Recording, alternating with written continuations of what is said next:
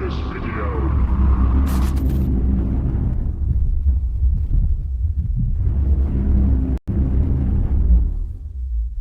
Are we switching out to Wolf? Tell me about Wolf. What's the lesson of Wolf? Could we switch it out? Wolf of Wall Street. Yeah, I saw it once. No, come on, man. He's from the Bronx. Yeah, I know. Explain what produces someone like Wolf. What experience is that? Little Wolfie and Big Wolfie. And I remember us calling. You mean guys Big from our Wolfie. neighborhood? Yeah, right. Okay, so I remember calling them Big Wolfie, but that's a Mandela effect. Now there's no Big Wolfie, it's only Wolf. I never heard that before. It was Big Wolfie and freaking Little Wolfie, and I remember them when they were scary. Okay, because I remember hearing didn't- about them. It was like oh, you never they saw were it? down Because by they didn't law. they were scary only for one reason, like my Uncle Walter was another scary bloke, and there are a couple of them, and that's because they had no moral limit. That's what it was. They had no fear of God. They had no fear of eternity. And in the end, they're just a bunch of children, like everyone is, a bunch of children, especially them, playing around with guns and acting like tough guys only because they didn't consider eternity. And that's it. You don't think they had an academic slant to them? As I say all the time, you don't think you saw Wolf maybe in the playground with a pocket of Candide in his back pocket? No, but the funny thing is, joking around, yeah, okay, yeah. Yeah, Wolf could have been a philosopher, or offering beautiful lectures at NYU in philosophy, man. Too, man. He was a good-looking guy, man. Not his brother. His brother was. If they put in the time that they did with They have to put in doing the time, bad things, right? Yeah, man, yeah. They did have energy. They had a work ethic. Instead of threatening blokes like me, man, who are busy with Desmond in the library. I mean, for goodness sake, What do you mean they were threatening you? I told you about with Little Wolfie. I don't want him to watch this, man. You're not shocking to me. I'll probably try to finish the job, man. Dude, I lived such a regimented life. Your mom, father, grandfather. Like I wouldn't have dreamed of cutting school. For some reason, man. Huh? I look like I have a Donald Trump toupee. I need a haircut, man. Go ahead, man. No, keep it going. I wouldn't have dreamt of like cutting school, let alone cutting school and buying a 40 at 13 and going to someone's house and smoking weed. That's so outlandish to me. Yes. It's so out of the ordinary. I know. And these guys did it with I might be with pride, with no care. No, instead they would spend all day long. I saw them playing freaking handball. Yeah, these huge walls at Truman. Truman was a bit scary of a building, man. Yes. By the way, I'm old enough to know, I remember when they built Truman, it was all a junkyard, the field. Yes. And it was all a junkyard. Me and Cliff used to climb in there, and yes, it became the gymnasium. I got stuck on the fence. Oh, you remember? Okay, was I with you? Okay. Yes. Okay. So I was with Cliff. We used to sneak in, but Cliff doesn't remember anything. Not Cliff Devine, the other Cliff, the original Cliff. We'll call him not the other. The original Cliff and I, when we were proper cousins. Yeah. We used to go in, break inside. He doesn't remember for some reason, man. He's been Mandela affected, man. And we would go inside the gym. It wasn't developed. They had like the greatest facilities in the world. Better than Stuyvesant. Another argument for facilities weren't good enough. Yeah. Therefore, Johnny can't learn math. Get the freak out of here. The best auditorium, the best music facilities, the best Olympic-sized swimming pool, the largest planetarium in the country. It's like top 10 of the country in terms of. I need to go. Could I go in there? Yeah, but you get shot. That's the problem. That's my point. You'll be rolled up. Man. But you know what is ironic? You had those who kept their nose in a book, and they ended up going to Harvard. Then you had those who did the opposite, who went to jail or were killed.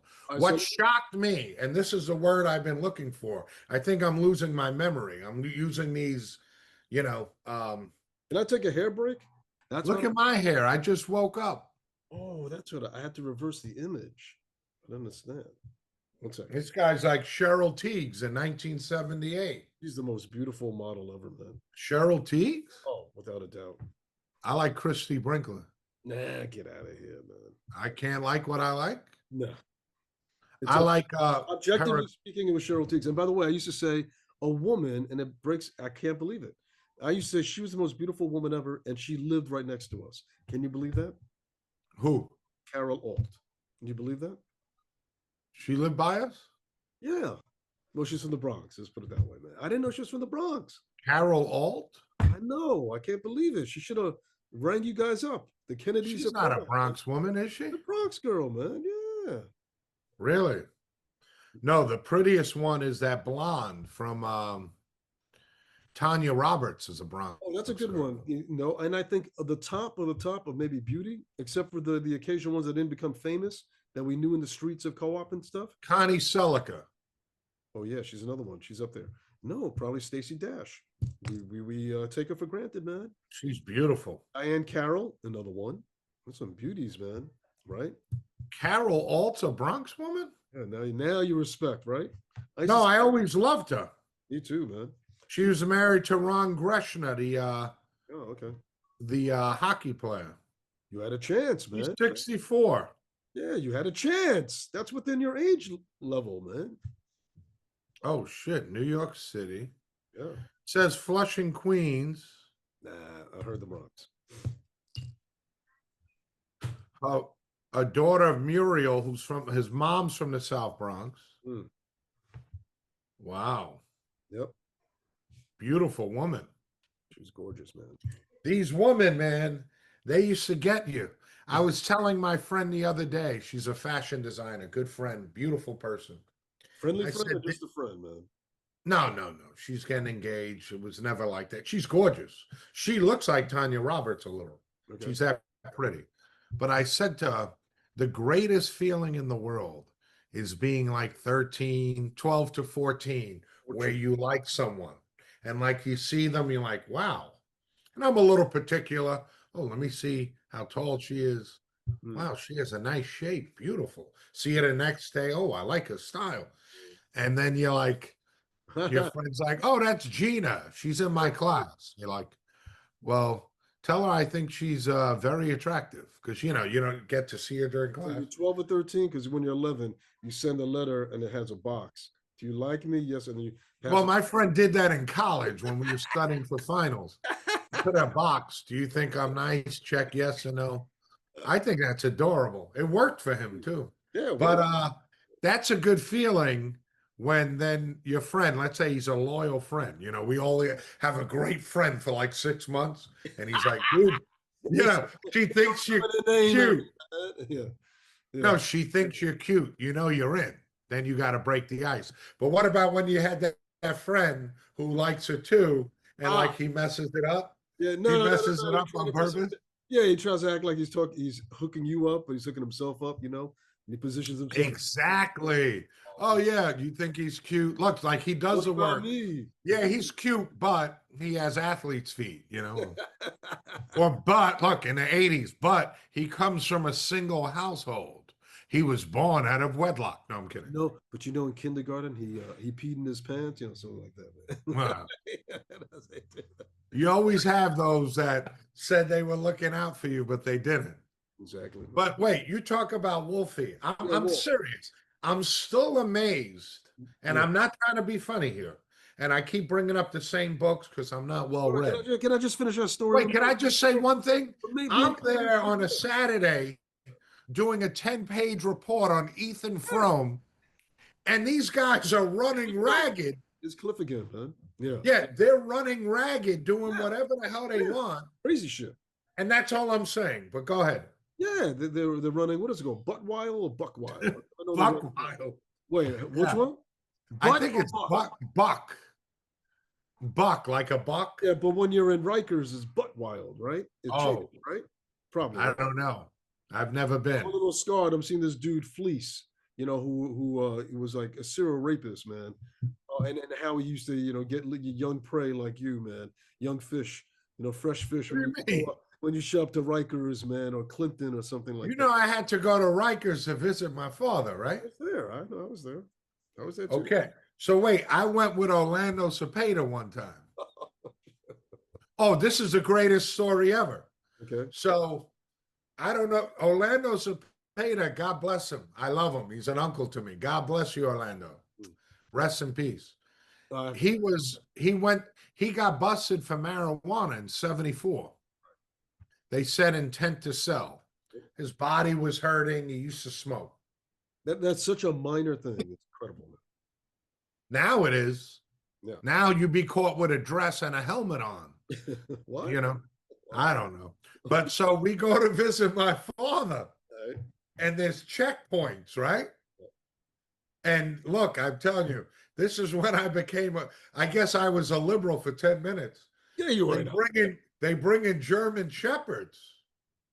The first words when you were born was Reaganomics. I remember that. Yeah. So they bring in German shepherds to sniff you.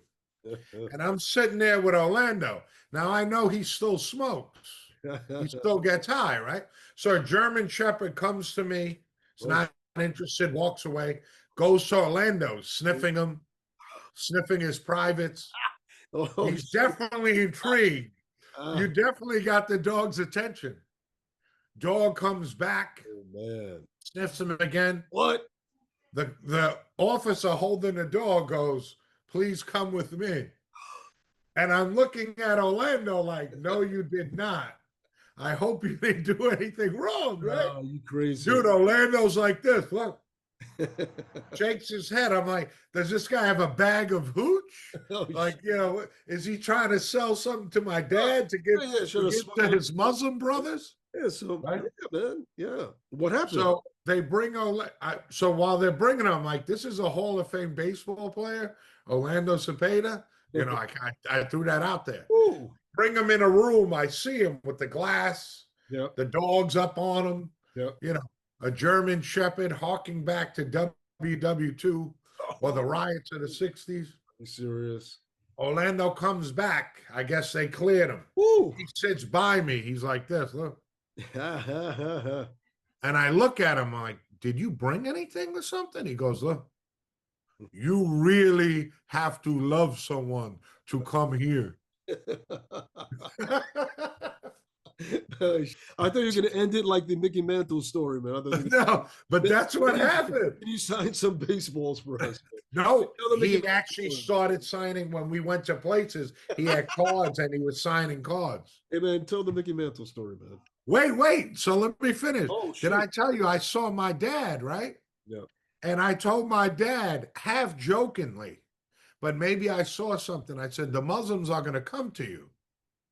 He's like, yeah, sure. I said, they'll be coming to you in jail. So when I go see my father, he goes, these people, is really sad. And this is why, and I'm a conservative, but if you're in jail, I think you should be able to read books. The food should be better. I'm serious. You should be able to go in the yard for a couple more hours. Really, I don't believe in solitary. Now, it's punishment, but that's just me, bro. Okay. So my father, when I see him, he's like, you need to write me out a check for $3 for Muhammad. I'm like, Muhammad Al-Sawa. I'm like, okay. Write me out a check for $5 for Rakim Johnson. I'm like, all right. Like, in total, it was like $10. I had 3 checks for him, He's like, one guy tried to dress him down, I think like a Mexican gang member. He said, no, he's like a Mexican. And he said something like, you're going to pay for my bail, old man. You're going to pay for my bail. Yeah. And my father, his first reaction is, are you serious? No, this was 30 years ago. I'd kick your ass, right? Do it the proper voice, man. You didn't do it. Yeah. Are you serious? This was 30 years ago. I'd kick your ass. Young man. So he said that. Yeah. So right after, my father said like 5 men circled him and he never saw them again. And the Muslims came up to my father and said, Manny, we got you. We know all.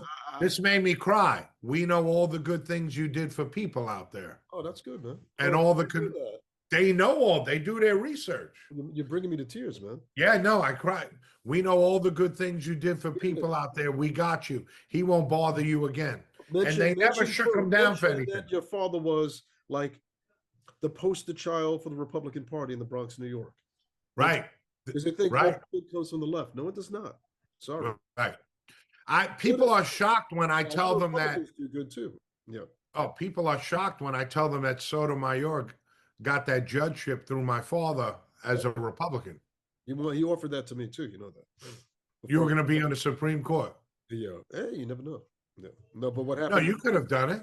I had seeing the level of talent now. Yeah, I think it's quite possible. Oh, no doubt.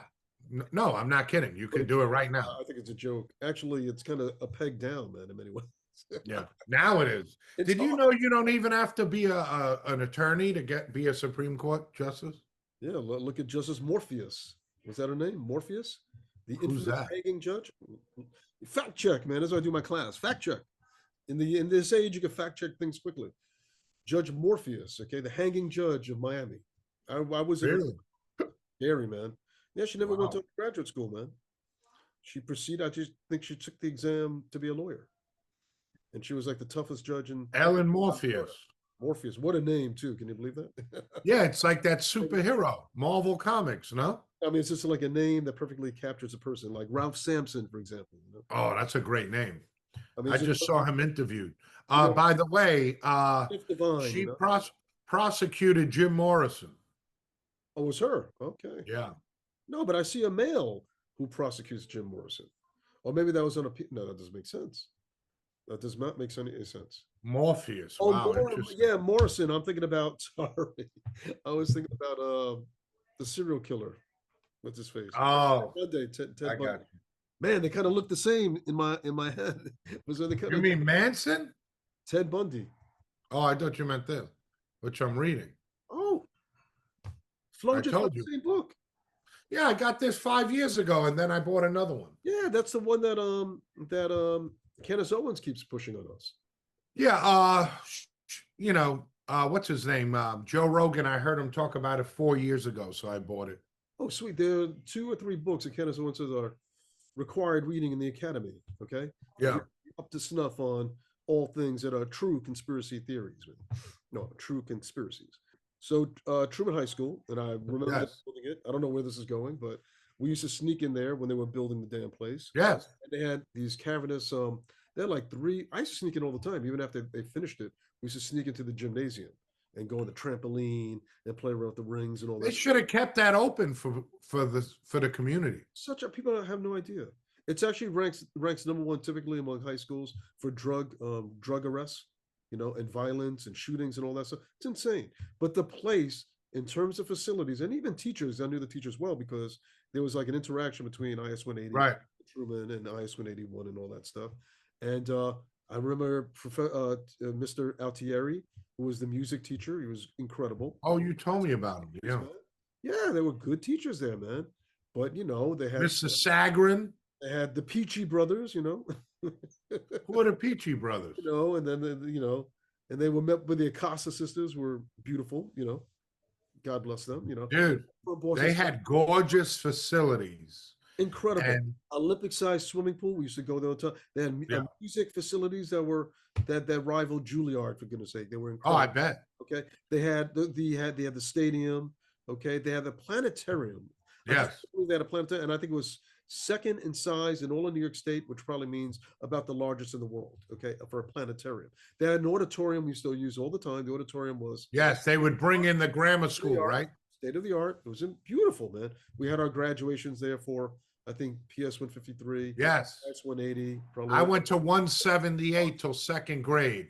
Yep. And then my mom, I give our parents credit in this sense. Yep. She saw something happening and she sent me to Catholic school. Yeah, well, that's happened with Phil. That happened with Phil too.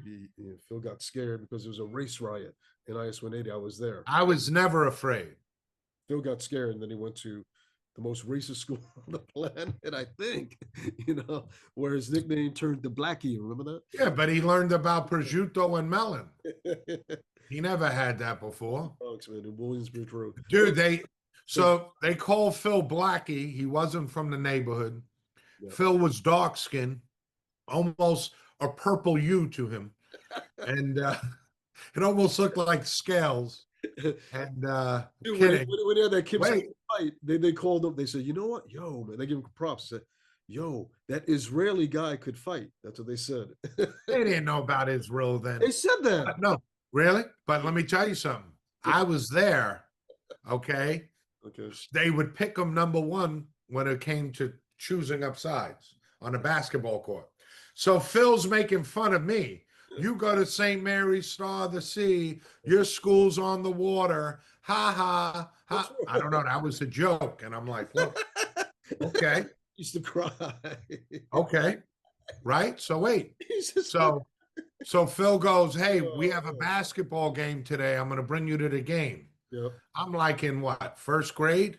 How old am I? 7. We yeah, get on the bus. yeah, Right yeah, there, we go to a candy store. yeah, yeah, yeah. Then we take another bus to his place. They're playing St. Mary's Star to Sea, my school. Oh shoot, nice. And I'm like, I'm sitting in, on the where would you call that? Where they perform. What do you call that? Stage. Stage. I think I'm losing my memory. Yeah. So I'm sitting on the stage, and Phil's like, Ladies, I think they call- Go ahead. we're gonna kick your school's ass, whatever. It's a tight game. And I'm like, I'm rooting for Phil, but I'm like, you know what? I'm rooting for St. Mary's. Oh This yeah. guy's been Had killing a me for years. conflict with your brothers and Spellman versus. Yeah, Go ahead, man. which was a great game. So they're making fun of me, whatever. It keeps going. And like St. Mary's gets the ball down 1 with 2 seconds left. And they hit a shot to win and beat St. Clair's. What? Awesome. And I was putting it in Phil's face. Yeah, yeah, St. Mary's. After my father said, Phil, nothing for nothing. Phil takes that basketball. And it's like, you only have a certain amount of time for a basketball game. And he takes that ball, and I swear it took him 5 minutes to go from one part of the gym. Oh, he said that? Yeah, because he just enjoyed the moment so much. There was no shot clock. No, yeah, just and then I remember, man, we should edit this part, dude. He always had his hands in his pants, man, as he was dribbling. You remember that or not? I'm like, Phil. I think I remember you saying it. Yeah, in his Phil, pants. I was gonna put You this. need the hand out. What do you mean? Phil, man, you shouldn't, especially for a Catholic school, you shouldn't be on the gym with your hand in your pants all the time. Why didn't they send you to a Catholic school?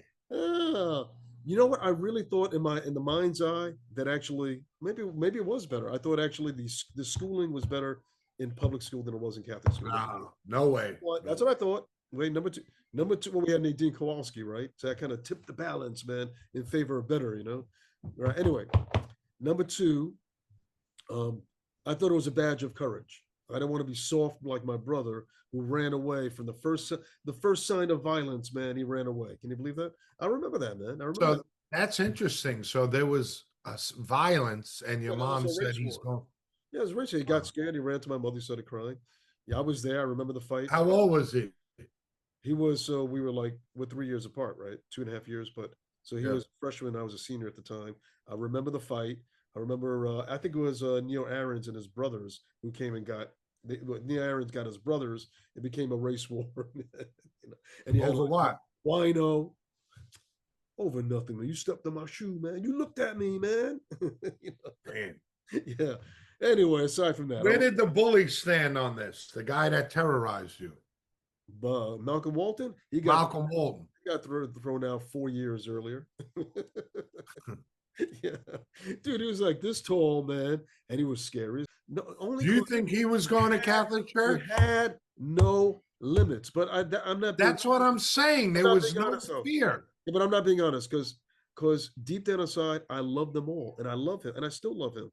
Wino, no, I don't really know him, but of what I heard about the Wolf family, I have nothing but love for them. I look at Big Wolf. We used to call him Big Wolf. I thought, right? Yeah. Big Wolf, Little Wolf. That's what we used to say. All right, but Wolf. Okay, I thought he was a good-looking guy. I thought he had style, and they looked like children playing around with weapons in light of eternity and their eternal destiny, and they never consider that. And I feel bad for them. I actually am more sympathetic than hateful. I actually have no hate within me whatsoever, even though they did a lot of horrible things to us. I might say different if I end up in prison, I get raped. I never really witnessed that type of violence, but with the violence that but I have no hate in me, was what I'm trying to say. And I feel bad for these people because you want to save them from themselves. And it's all about the choices that they make in the end. I'll say it again. I know this might be insignificant. I am still shocked that I would slave over the books in grammar school. Yes. And I was deathly afraid of the test the next day. and I'm pounding it because I knew if I didn't do well, my mother and father would kick my behind, and then the school would kick my behind. And like on a school day, 6 o'clock, people ringing my bell. Hey, you want to go to the movies? I'm like, are you insane? To go to the movies on a Tuesday? I got a final tomorrow. Oh, so do we. Like, Yeah, I know. there was no fear. All right, so let me give an example of. So we're talking about choices. That's where we are, right? Yeah. We're all essentially at the same place, except for you guys. You're like the Kennedys of the neighborhood. I know that. You know, I'll salute. Okay, but the rest of us were like, low proletariat, low bourgeoisie types. No, proletariat types. Right? Damn, you're smoking too much, man. But anyway, all right. So me and Cliff start off our life, the original Cliff, in the ruins of and building the gymnasium of Truman High School. Yes. We were mischievous, but there were limits. Okay. Yes. Very stupid. How stupid we were back then, because there were what's there was a crate and it said like it was like a Bugs Bunny. Don't touch. Danger, danger. Roadrunner shit, like Roadrunner. Yeah, and it was sticks of dynamite, and I'm like, "Hey, Cliff, catch!" And I'm like tossing this, but 50 yards away to him. Run for it. Dynamite. Yes. Imagine the mafia. Imagine the mafia contractors when you took the dynamite and shit. Yeah. They arrested us. You know that. They said they were the cops. I was panicking. Oh, please let us go. They were just the construction workers, the mobster construction workers. And Mike and I snuck into the pool one summer.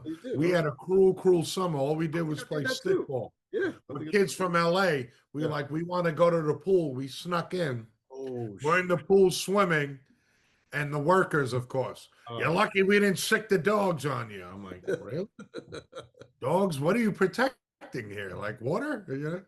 Like, what's the big deal? But no, I always said this. That pool should have been open for kids in the summer. And all the facility, the gyms were, man, they were just incredible. The gym. Imagine if they kept that open in the summer for kids. And I have a scar from Malcolm Walton would have studied St. Thomas Aquinas. And I could get away with burglaries because I don't have any fingerprint on one of my fingers, because I was with Greg, of course, Greg again. He's always like lurking in the background and like crazy shit that I've done, And it's like, can you jump and touch that part of the wall? It's like, oh yeah, always have you doing things. So I bet you can't do this. So I said, and I ran, and how you jump, and I think when you jump off the wall, like you jump on the wall, and right. And dude, there was like a piece of wood. I slid down the wood. I still feel the pain, man. And I slid down with my finger and it sliced open my whole fingerprint, man. You don't remember climbing the Co-op City fence to the field that was being built, and I got stuck. My pant leg got stuck up top. Oh man, I got around, man. And I was crying. Oh, that's a great story. I want to remember. You guys left me there for a while. I was there. Yeah. Oh, you left me there for a while. I never liked climbing fences.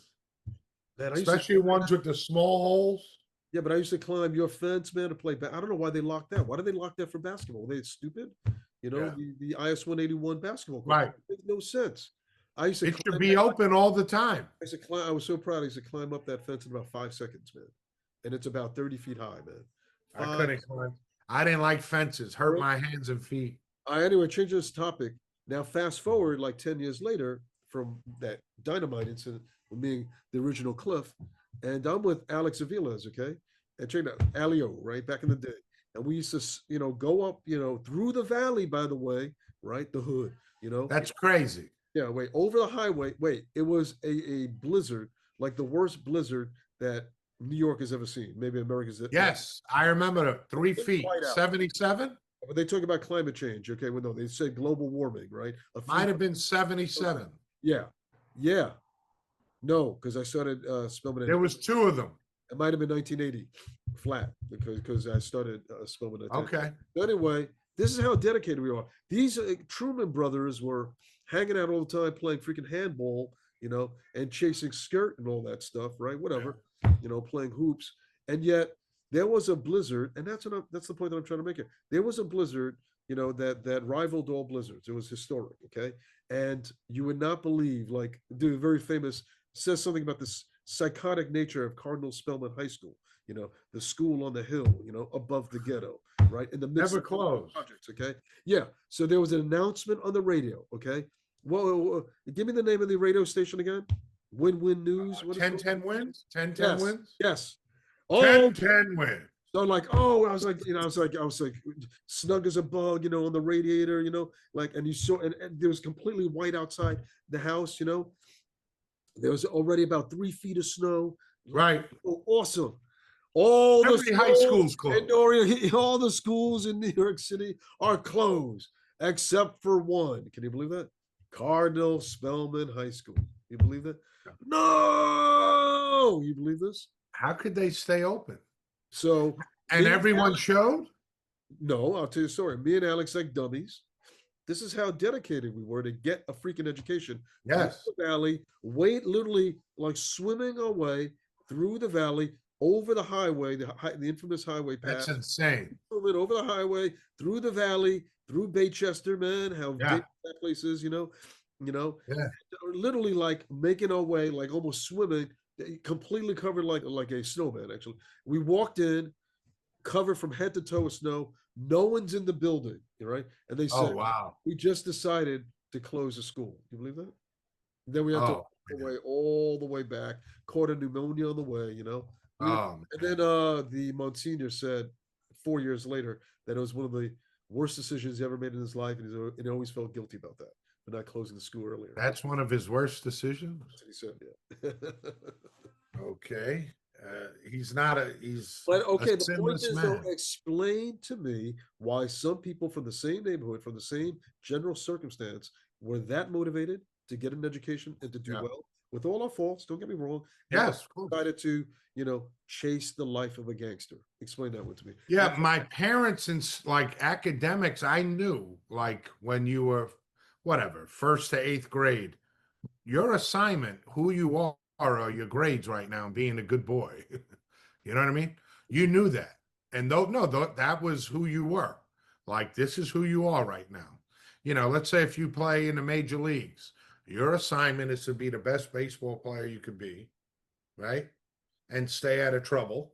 So, yeah, it was instilled in my house. My parents used to read biographies, thick biographies. My father was a voracious reader, man.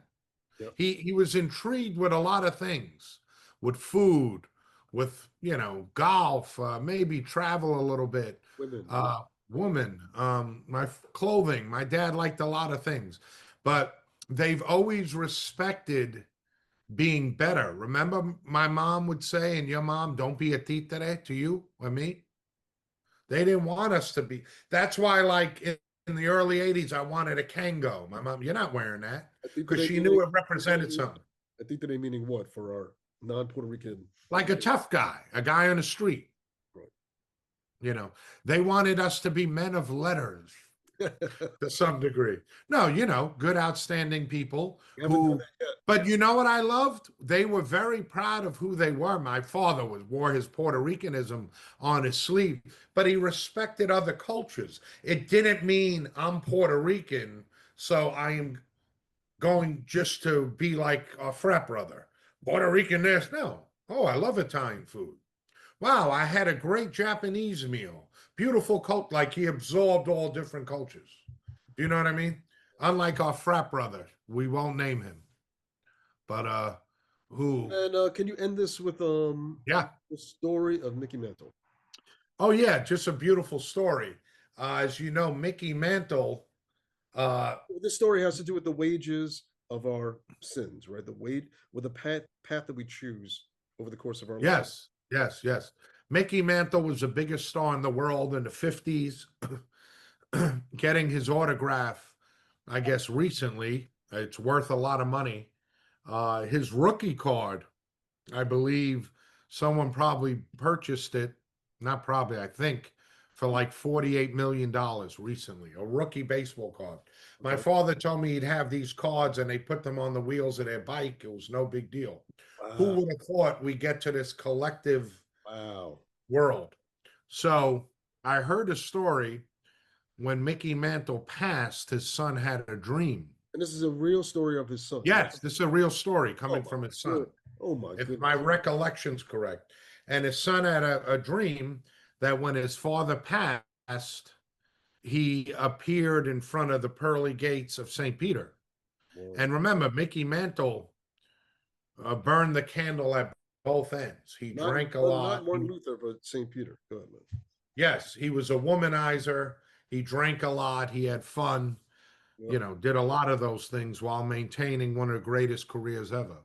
Mm. So his son said his father appeared in Mm-hmm. front of the pearly gates in front of St. Peter, Mm-hmm. and St. Peter says, "Hey, Mick, how you doing?" He goes, "Hi, St. Peter. Finally, I arrived." And he No. says, "Are you going to let me in?" And St. Peter looks at him kind of in a sad way and says, "I can't let you in yet, Mick, Mm. because of the things you did down there. I guess we say purgatory he has to go to. Can't let you in, Mick, because of the things you did down there. But could you sign these 7 bowls for me?" So it's a beautiful dichotomy there about, it's a great story, isn't it?